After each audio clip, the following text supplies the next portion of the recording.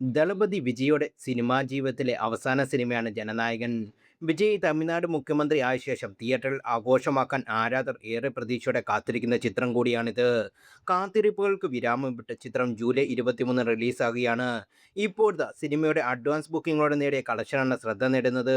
ചിത്രം തിയേറ്ററിലെത്താൻ മണിക്കൂറുകൾ മാത്രം ബാക്കി നിൽക്കെ ചിത്രം 30 കോടി പിന്നിട്ടിരിക്കുകയാണ്. മൂന്ന് ഭാഷകളായി ഇന്ത്യയിൽ ഇതുവരെ 7 ലക്ഷത്തിലധികം ടിക്കറ്റുകൾ സിനിമയുടേതായി വിറ്റഴിഞ്ഞു കഴിഞ്ഞു.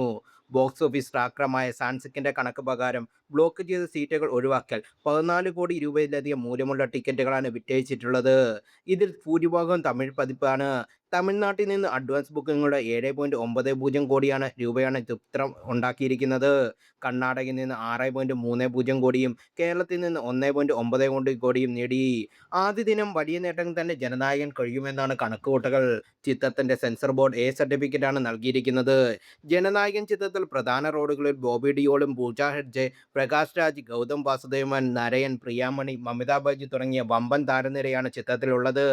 കലാമൂല്യമുള്ളതും നിലവാരമുള്ളതുമായ സിനിമകൾ നിർമ്മിച്ച വെങ്കിട്ട് കെ നാരായണനാണ് KBN പ്രൊഡക്ഷന്റെ പേരിൽ ജനനായകൻ നിർമ്മിച്ചിരിക്കുന്നത്.